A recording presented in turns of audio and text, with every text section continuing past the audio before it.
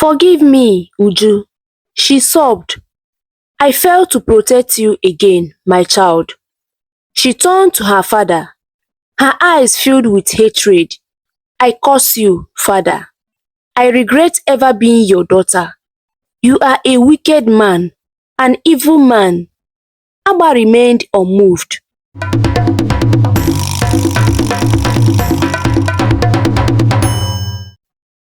In the West African region, nestled a kingdom called Ehi. Ehi was famous for its wealth and the bravery of its people. The land had thick forests and flowing rivers, and the people worked hard to take care of their farms and each other. The kingdom was ruled by a strong king named Ebubedike. He was a fearless ruler, and the people of Ehi respected him. But many also feared him because of his strict ways. King Ebubedike believed that ruling with a strong hand was the only way to keep peace in the kingdom. He had no time for weakness and demanded everyone to obey him without question. The king's wife, Queen Ifesinachi, who was different from him. She was a kind and wise woman who cared about the people. She often tried to help those who were suffering because of her husband's harsh rule. Although she loved her husband and admired his strength, she hoped that one day their son, Prince Ikenna, would rule the kingdom with both power and kindness. Prince Ikenna was loved by the people. He was tall, handsome, and had a strong presence, just like his father. He had a deep eyes and a bright smile that can make people feel safe around him. He was married to a lovely woman named Nneka, who was known for her kind heart. Nneka often visited the villagers, bringing food and comfort to those who needed it. Her father, Abba, had been the king's best friend and helped him become the king. Abba, like King Ebubedike, believed that strength was the key to being a powerful ruler. One evening, Prince Ikenna and Princess Nneka sat together in their room. Nneka's heart was heavy with worry about how kingdom was being ruled. She looked at her husband and said gently, "My prince, why does your father rule with so much fear? The people listen to him, but only because they are scared. Is that the way a king should rule?" Ikenna sighed and ran his hand through his hair. "My father believed that a king must never show weakness. He thinks that if people see kindness, they will believe that the king is weak and try to take the throne. He taught me to be strong just like him. A king must make people respect him." Nneka nodded but looked concerned. "My father said the same. He also said that in this kingdom, twins are seen as bad luck. People believe that twins bring evil. It makes me sad to think about how many children suffer because of this belief." Ikenna's face grew serious. Yes, it's true. In Ehi kingdom, people believe that twins bring evil spirits, and my father forbid anyone to talk about them. It's a very old belief, and it will not be easy to change.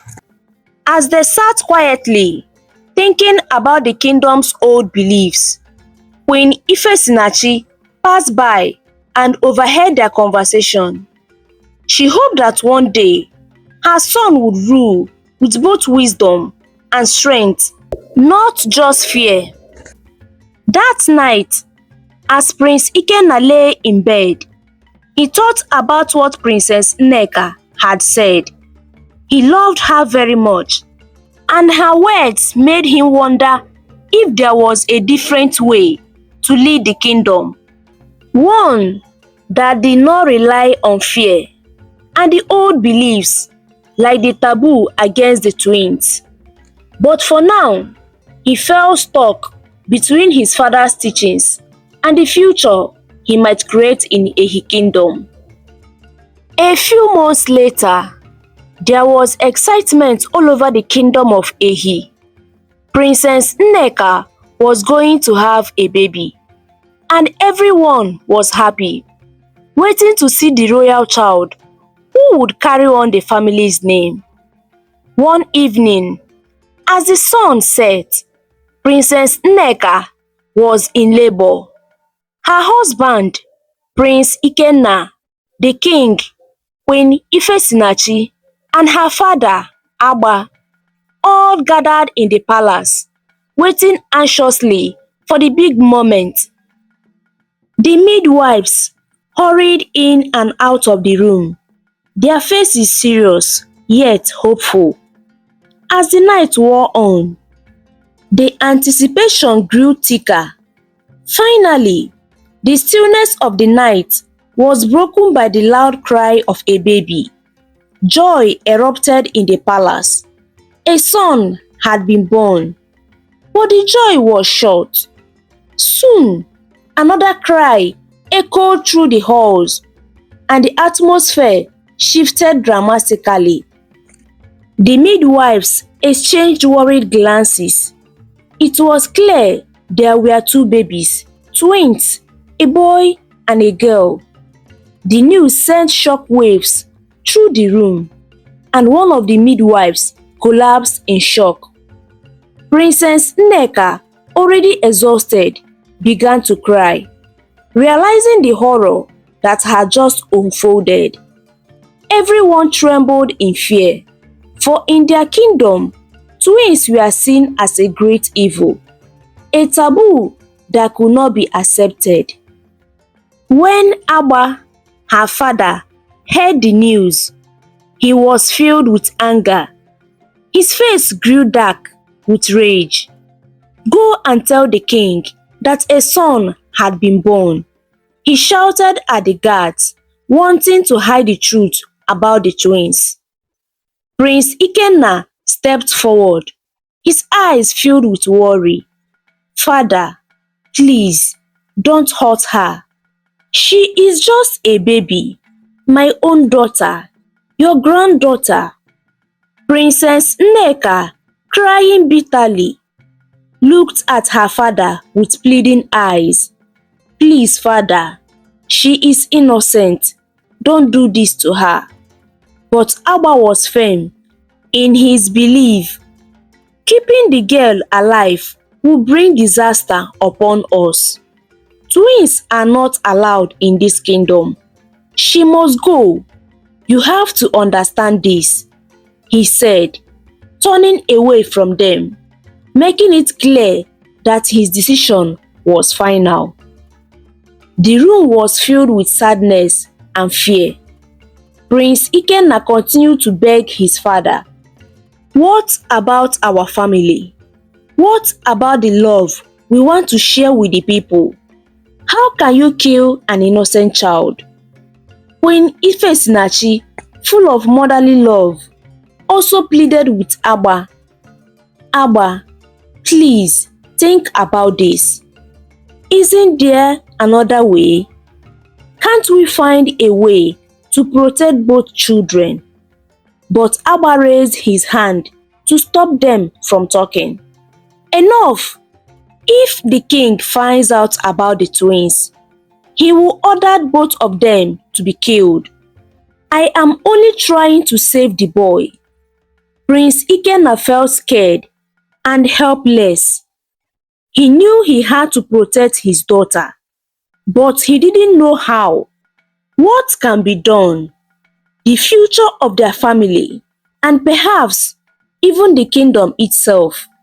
His father and the love he had for his children, the future of his family, and maybe the entire kingdom depended on the difficult choice he had to make.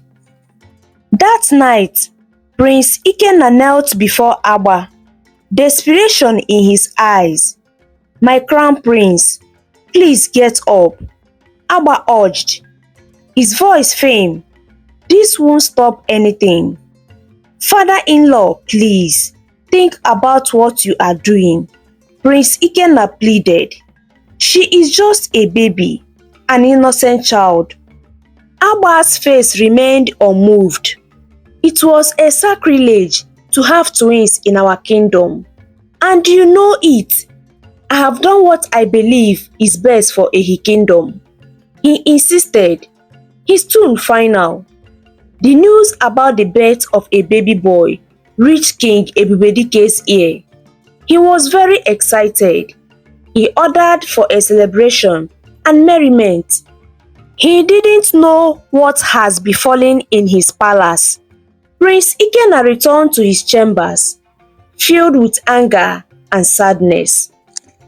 He couldn't stop thinking about his daughter and how his father-in-law refused to save her. In her own chamber, Princess Nneka was crying. She knew her father, Agba, was a street man who wouldn't change his mind. She realized she needed to act fast to save her baby girl. She called her trusted maid, Azuka, who quickly came into the room, worried. "My princess, what is wrong?" Azuka asked gently. "I need your help, Azuka. We must save my daughter. We have to find a way."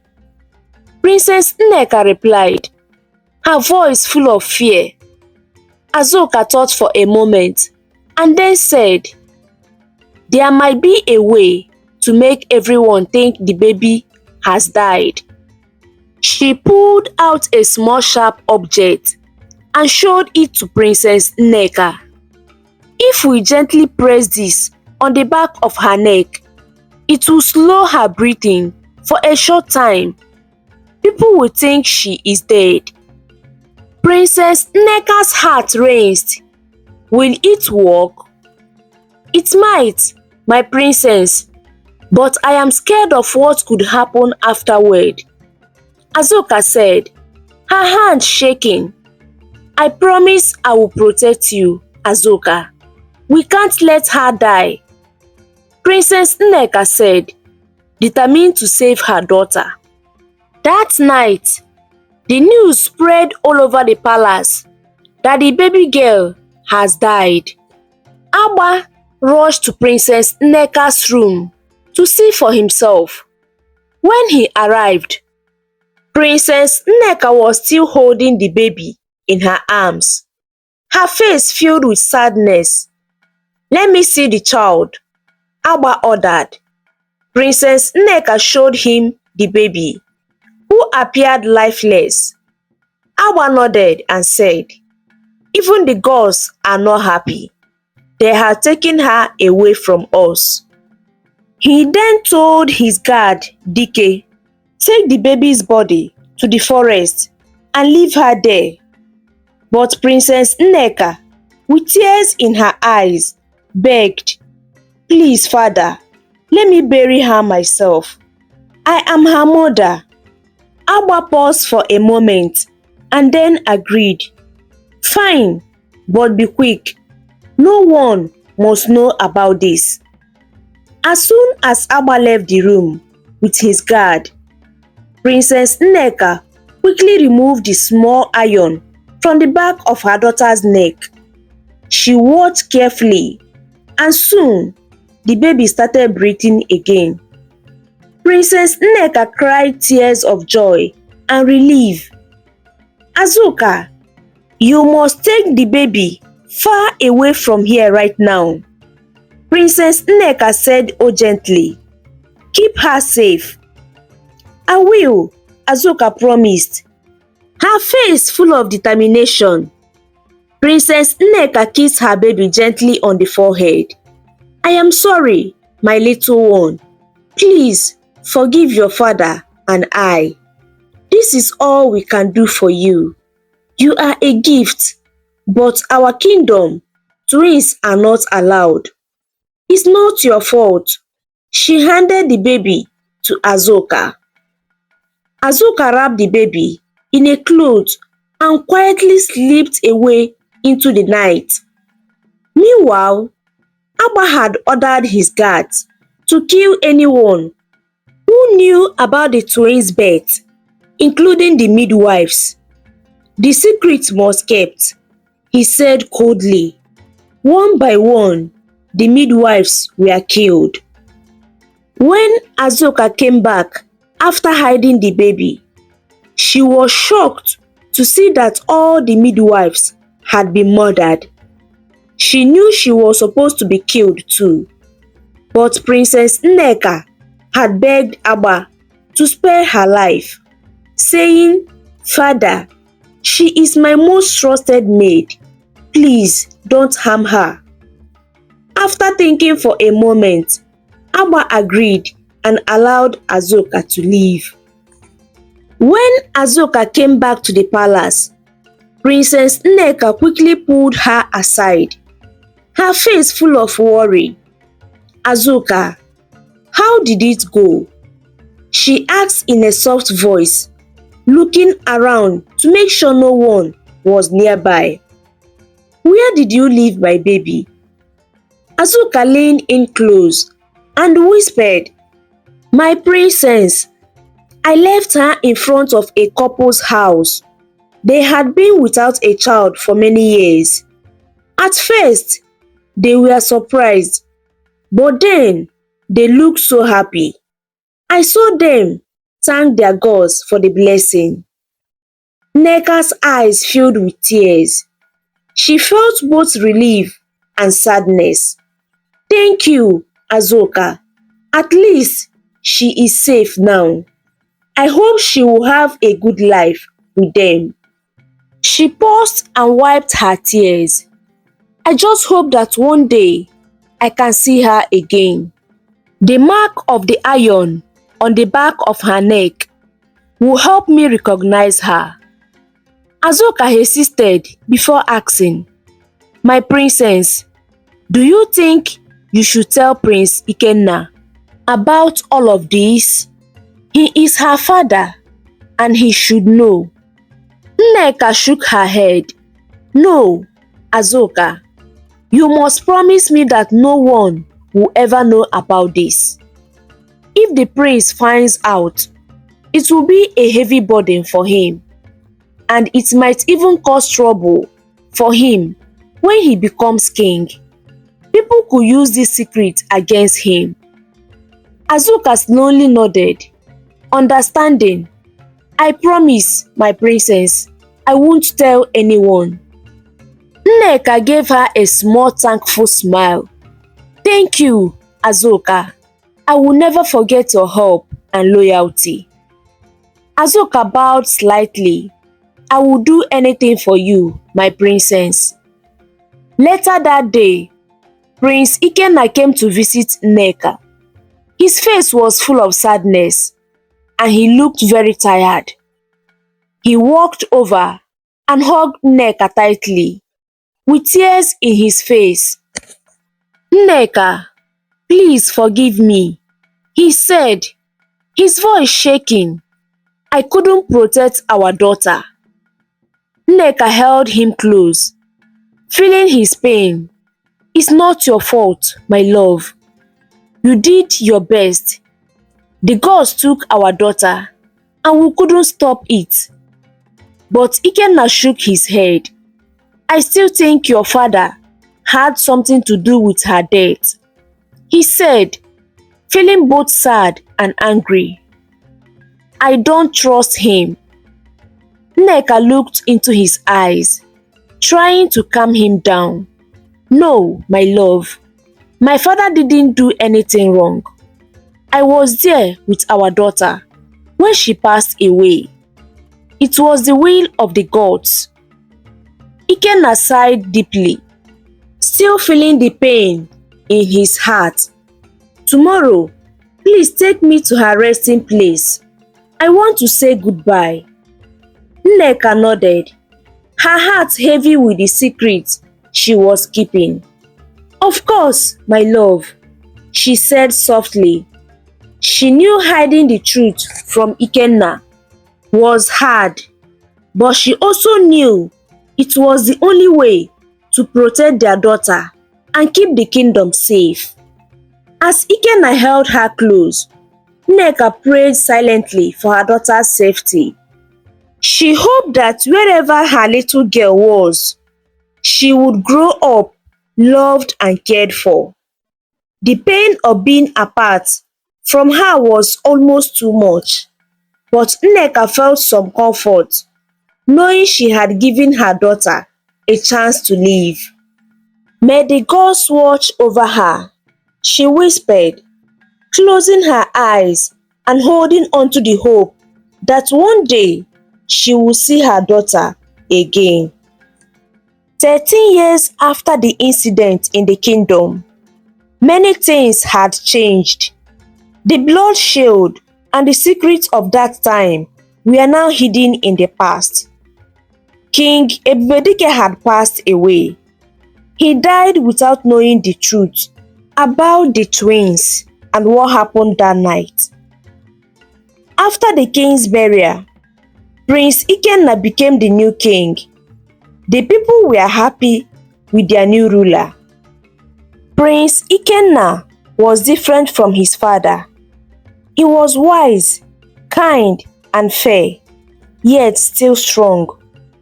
He did not rule with fear like his father had, and the people of Ehi loved him for it.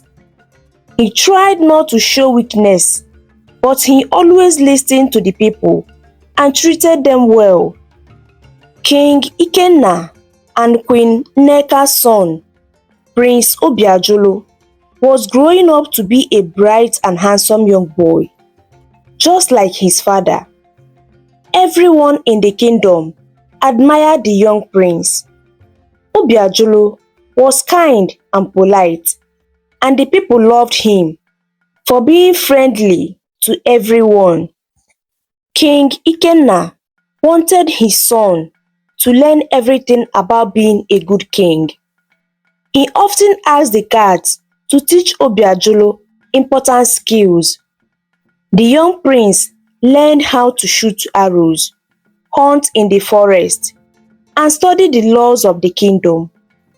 He even practiced sword fighting. But the king was always very careful with his son. He did not allow Obiajulu to wander around the kingdom freely, as he feared something bad might happen to the boy. After all, Obiajulu was the future king. One day, Obiajulu spoke with his father. "Father, why can't I go outside the palace like other children? I want to see the village and play." King Ikenna smiled at his son and said, "My son, you are the prince. One day, you will be the king. I must keep you safe. There are many things you do not yet understand. But father, I want to be like other children." Obiajulu replied, "One day, you will understand," said the king, patting his son's shoulder. "For now, listen to me and stay safe." Meanwhile, far away from the palace, a young girl was also growing up. Her name was Obianujuako, but her parents called her Uju. Uju was a very beautiful young girl with a bright smile that everyone loved. She lived with her adopted parents, who were farmers. They always took good care of her, even though they were not rich. "Uju, come and help me with these vegetables," her mother called her one morning. "Yes, Mama," Uju answered, running over to help her mother. Her father watched them, smiling. "You are such a good daughter, Uju. He said, "We are so lucky to have you." Uju smiled back. "I am the lucky one, Papa. You and Mama take good care of me so well." Her parents were so proud of her and always made sure she had everything she needed, even though they worked hard on the farm. They loved Uju dearly and always made her feel special. Though Uju knew they were not her real parents, she never felt unloved. "We may not have much, but we have each other," her mother would always say. And that was enough for Uju. She looked at her parents, feeling a warmth in her heart. She knew she was loved, and she promised herself that she would always make them proud. No matter what challenges lay ahead, Uju was ready to face them with courage and love. Queen Nneka, meanwhile, often thought about the daughter she had given away. She always wondered what Uju looked like now. Was she happy? Was she healthy? Nneka worried in her heart and prayed every day that her daughter was safe and loved. "How I wish I could see her just once," Nneka often whispered to herself, her eyes filled with tears. "I wonder if she looks like me or her father. I hope she's doing well wherever she is." One day, while Uju was working on the farm with her parents, guards from the palace arrived. They announced that all the maidens of the village were to be taken to serve in the palace. As was the tradition, Uju felt very sad and scared. Her parents hugged her tightly, tears in their eyes. They tried to comfort her. "This is how it has always been, my daughter," her mother said softly. "You will serve at the palace for some years, and then you will come back to us." "We love you, Uju," her father added, trying to hold back his tears. "I love you too, Mama. I love you, Papa," Uju said, crying. The guards took the maidens away, and Uju kept looking back, tears falling from her eyes as she saw her parents fade into the distance. When Uju arrived at the palace, she was amazed at how grand and beautiful it was. Everything seemed strange, yet somehow familiar to her, though she didn't understand why. Uju had no idea that this was the place where she was born. The head maid led all the new maids to their chambers and showed them where they would sleep. They were given a nice meal. Afterward, the head maid explained their duties. They would wash clothes, prepare food, and clean the palace. One day, the head maid told Uju to go to the garden and gather some herbs. She also taught her about different herbs and their uses. Uju was a quick learner, as she often watched her parents collect herbs to treat sickness in the village. Meanwhile, Prince Obiajulu was returning from a swim, accompanied by his trusted servant, Igbo. As they walked near the garden, he noticed a young maiden gathering herbs. There was something about her that caught his eyes. As he got closer, his heart skipped a beat. She looked exactly like him. The only difference was that he was a boy and she was a girl. Even Igbo was stunned. "My prince," Igbo whispered, "she looked just like you." Prince Obiajulu was confused and curious.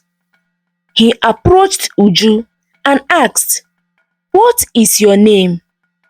"My name is Uju," she replied, bowing politely. "Where do you come from? Who are your parents?" he asked further, trying to understand. Uju answered simply, "I came from a small village and my parents are farmers. Please, my prince, I must go now. The head maid is waiting for these herbs." She bowed again and quickly left. Still shocked, Prince Obiajulu rushed to his mother's chambers. "Mother, I have to tell you something," he said, almost breathless. "I saw a girl today in the garden. She looked exactly like me. It is as if we are twins. The only difference is that she is a girl." Queen Nneka felt her heart skipped a beat. She looked at her son and then at the maid. "Azuka, could this be true? Could it be my daughter?" "Mother, did you hear me?" Prince Obiajulu asked. Queen Nneka quietly composed herself and replied, "It's just a coincidence, my son. Sometimes people look alike. Don't worry about it." "But mother, the resemblance is too much," Prince Obiajulu insisted. "Ebo," Queen Nneka called, "take the prince to his chambers so he can rest." Once the prince left, she turned to Azuka. "Azuka, do you think it could be her?" Queen Nneka asked, her eyes wide with hope. "I must see this girl, even if only from afar." Azuka shook her head. "My queen, please consider the risk. You told me we must keep this secret.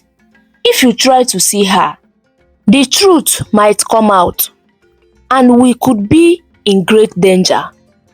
Queen Nneka sighed deeply, torn between wanting to see her daughter and the need to keep the secret safe. One sunny day, Queen Nneka couldn't hold back her curiosity any longer. She turned to Azuka and said, "Azuka, I must go to the maid's chambers. I just want to see the girl my son mentioned. I want to know if she's truly my daughter." Azuka's eyes widened. "My queen, please don't do this. If anyone finds out, it could bring trouble." Queen Nneka shook her head. "Azuka, I won't speak to her. I just want to look at her from afar. I need to know if she's truly my daughter." Azuka's eyes widened. "My queen, please let us go. It could bring harm to everyone if anyone finds out." Queen Nneka shook her head firmly. "Azuka, I will not speak to her. I only want to see her. I need to know if it's really her." Azuka sighed, knowing she could not stop the queen. "All right, my queen, but please, let us be careful." They quietly made their way to the maid's chambers. As they approached, they saw Uju and the other maids spreading out the clothes they had just washed. The girls were laughing and playing as they walked. Their voices filled with joy. "There she is," Queen Nneka whispered, pointing at Uju. Her voice trembled with emotion. Azuka looked at Uju and gasped, "It's her! The resemblance is undeniable, my queen." Queen Nneka's eyes filled with tears. Azuka looked closely. The mark on her neck is the same. It's really her. Azuka put her hand on the queen's shoulder. "My queen, we must leave now. If anyone sees us, they may start asking questions." Queen Nneka nodded, tears rolling down her cheeks. She looked so happy Azuka. She looked just like Obiajulu. I wish I could hold her just once. I know, my queen, Azuka replied gently, but for her safety, we must keep our distance. Slowly, they walked away, and Queen Nneka glanced one last time, her heart aching. She has seen her daughter alive, safe, and happy. But the secret had to stay hidden for Uju's safety and for the kingdom. Later that day, Prince Obiajulu was walking near the palace when he saw Uju again. He had been wanting to explore the village for a while, but his father, the king, always told him he must go with a guard for protection. Prince Obiajulu sometimes wished he could be free like everyone else. Uju, Prince Obiajulu called. Uju quickly came over, bowing deeply. My prince, is there something wrong? She asked, a little nervous.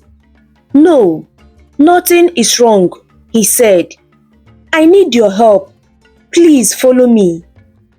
Uju looked confused, but followed him.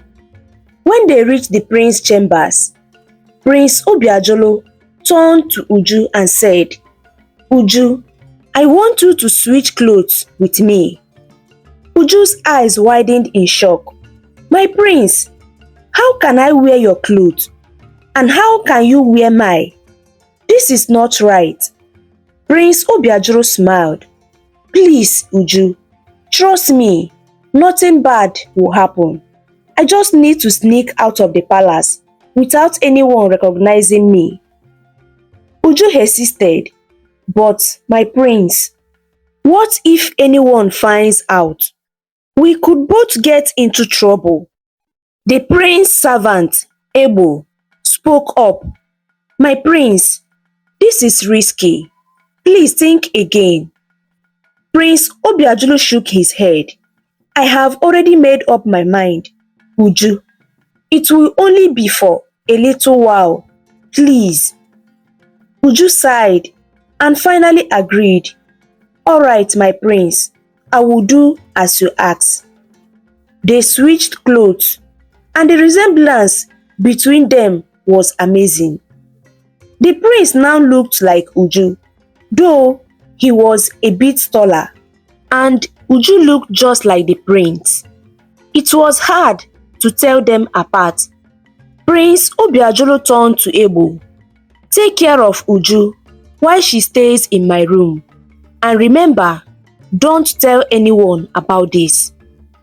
Igbo nodded, though he still looked worried. Yes, my prince. Prince Obiajulu sneaked out of the palace, dressed in a maid's attire. No one suspected anything, and he was able to walk freely in the village, enjoying the freedom he had never experienced before. Back in the prince's chambers, Uju felt nervous. She looked at Igbo. Are you sure this is okay? What if someone comes in? Igbo smiled. Don't worry, Uju. Just stay here, and everything will be fine. You look exactly like the prince. Uju sighed. I have never worn clothes like this before. I feel strange. Igbo chuckled. You look like royalty, Uju. No one will guess it's really you. Uju smiled a little, but she still felt uneasy. She was served fancy food and fruits, just like the prince, and she ate slowly, not used to such luxury life. This is too much for me, Uju whispered to herself, looking around the ground room. I hope the prince comes back soon. Meanwhile, Prince Obiajulu was wandering through the village, smiling and talking to the people. He loved the feelings of being free, walking without guards or anyone watching him. But in the back of his mind, he kept thinking about Uju. The girl, who looked exactly like him. There was something special about her, and he felt he had to find out what it was. The prince continued to switch clothes with Uju, and no one ever found out. He loved the secret freedom it gave him. People always said he looked a little like a girl, with his beautiful face that amazed everyone. They called him a boy as beautiful as girl.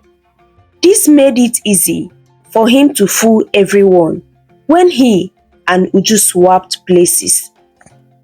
One day, as Queen Nneka strolled with her servant Azuka, she said, "Azuka, I want to see Uju again, just from a distance, like before." Azuka looked worried. "My queen, are you sure? This is dangerous if anyone sees us." Queen Nneka nodded firmly. "I need to see her, just for a moment." They walked towards the maiden's chambers, not knowing that Agba, the queen's father, saw them. He was surprised and thought to himself, "Why is my daughter, the queen, going to the maid's quarters? She could send for any maid if she wants to see one." His suspicions grew. He decided to follow them quietly. When Agba got closer, he saw Uju. He noticed how the queen was looking at her, and he overheard her conversation with Azuka. His face turned red with anger. He suddenly stepped forward and shouted, "What is going on here? What are you talking about?" Azuka trembled with fear, and Queen Nneka tried to stay calm. "Father, we were just admiring the hardworking maids." She lied, hoping he hadn't seen Uju clearly. But Agba had seen everything. He knew the truth. He dragged his daughter to a corner, his eyes full of fury. "Tell me the truth, Nneka. What are you hiding?" he demanded. Queen Nneka's hands shook as she realized she couldn't hide the secret anymore. With tears in her eyes, she told her father everything. How they had saved the girl all those years ago and hidden the truth from everyone. Agba's face darkened with rage. He raised his hand as if to slap her, but then stopped.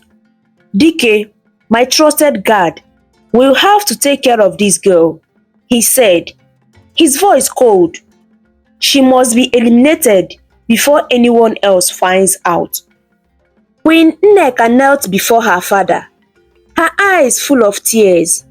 "Please, father, she is an innocent child. Please, let me send her back to her village, to her parents. Spare her life. She is your granddaughter, your flesh and blood." Agba shook his head, his expression hard. "You are my daughter and the queen of Ehi Kingdom.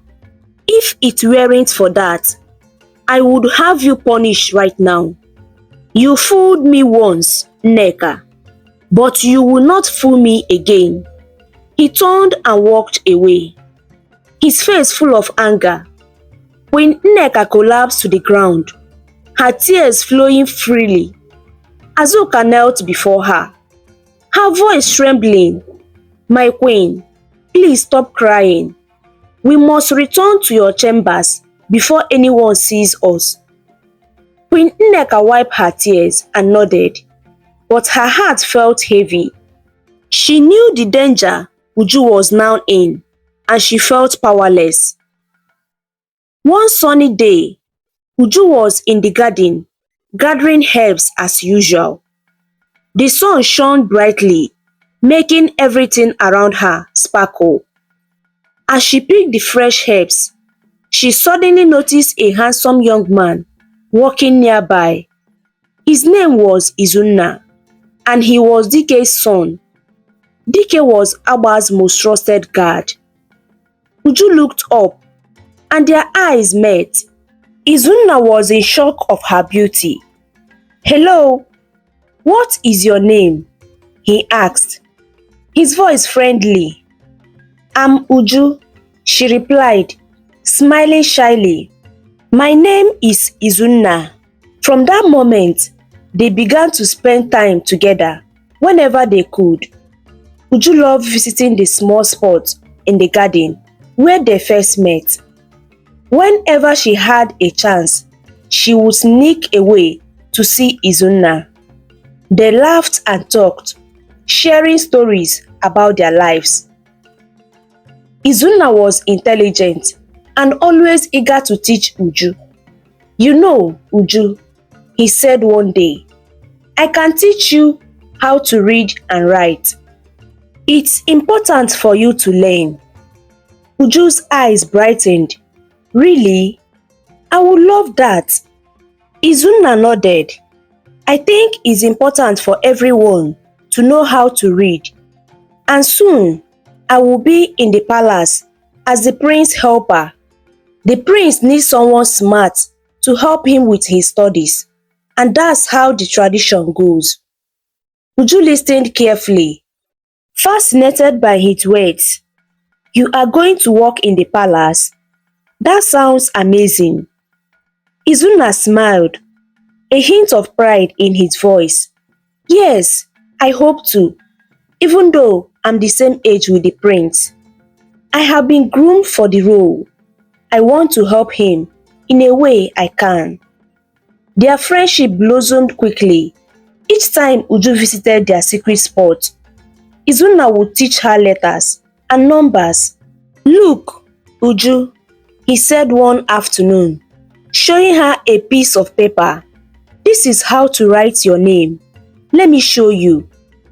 Uju focused intently as he guided her hand, helping her form the letters. "U, J, U," she said excitingly. "I did it." "Exactly. You are a fast learner," Izuna praised, beaming at her. Uju felt a warm glow in her heart. She loved learning from him and enjoyed their time together more than anything. As they spent more time together, they found they liked each other very much. One day, as they were gathering herbs, Uju said, "Izuna, tomorrow at our meeting spot, I would like to give you a gift to thank you for teaching me how to spell my name." Izuna's eyes lit up with curiosity. "A gift? What is it?" "You will see it. It's a surprise," Uju replied with a smile, her heart fluttering with excitement. As they finished their work, Uju felt happy every time she met Izuna. She looked forward to their lessons and to sharing her gift. Deep down, she could shake the feelings that something big was about to happen in her life, something that could change everything. One cool and breezy afternoon, Uju had just finished her work and was preparing to meet Izuna at their usual spot. They had promised each other to meet at this time, and she was excited about giving him the gift she had prepared. Just as she was about to step out, Prince Obiajulu's servant, Ebo, approached her and said that the prince wished to see her. Uju felt a sense of reluctance. She knew what the prince wanted, another switch of their clothes.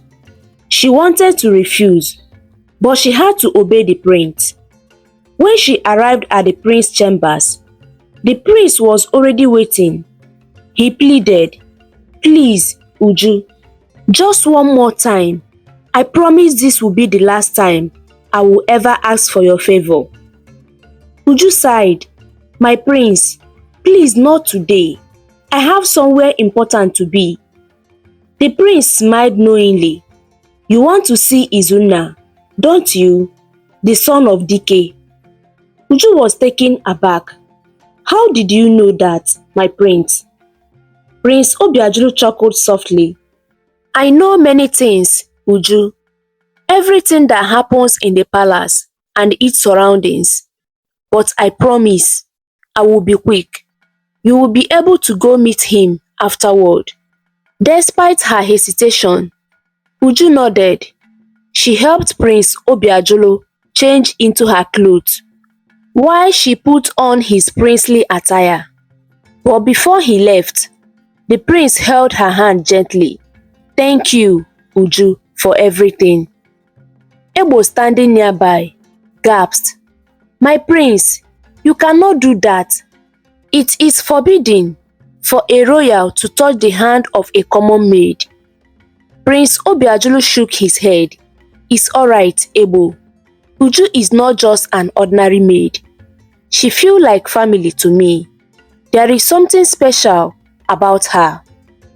Turning back to Uju, he added, "You have given me a glimpse of my kingdom from a perspective I could never have imagined.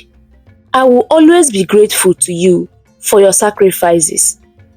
As the prince left, Uju couldn't shake an uneasy feeling. She felt an urge to worry about him. "Please be careful, my prince," she whispered. Meanwhile, Agba, who had been keeping a close eye on things, had already instructed his trusted guard, Dike, to eliminate Uju that day. Agba wanted it to done quietly, without drawing attention.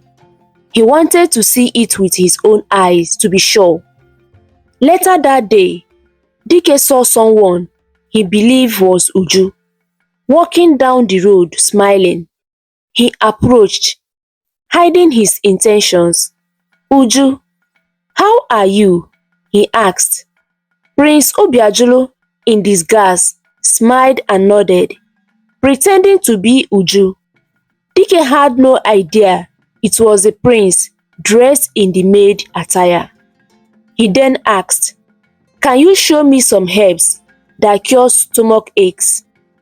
I heard you are very knowledgeable about herbs."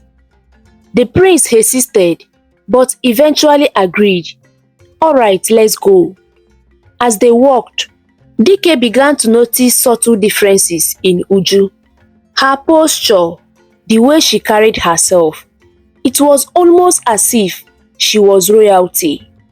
When they reached the herbs garden, Dike could no longer hold back. He took his sword. "Uju, I am truly sorry," Dike said, his voice filled with regret. "You did nothing wrong, but you were born at the wrong time." Prince Obiajulu turned, confused. "What do you mean? What are you doing?" Without answering, Dike swung his sword. Just before the blade landed, the prince screamed, "I am the prince of Ehi Kingdom!" But it was too late. Dike did not hear the words clearly. Prince Obiajulu's lifeless body fell to the ground. Dike carried him and sent word to Agba that the task was done. Agba quickly summoned Queen Nneka to his house. When Queen Nneka arrived, she saw the body and collapsed on the floor in shock. Agba looked down at her coldly. "You should have listened to me all those years ago. This could have been avoided. But since you are her mother, cry all you want, mourn your child."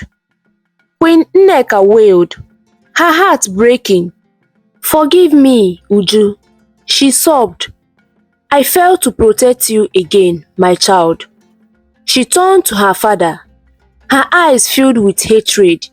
"I curse you, father. I regret ever being your daughter. You are a wicked man, an evil man." Agba remained unmoved. "I did what had to be done, for you and for the kingdom of Ehi." He turned and ordered Dike, "Bury her in my backyard." As Dike moved to carry out the order, Queen Nneka lifted the body and noticed something. There was no mark on the neck. A realization struck her. This was not Uju. This was her son, Prince Obiajulu. Her voice caught in her throat.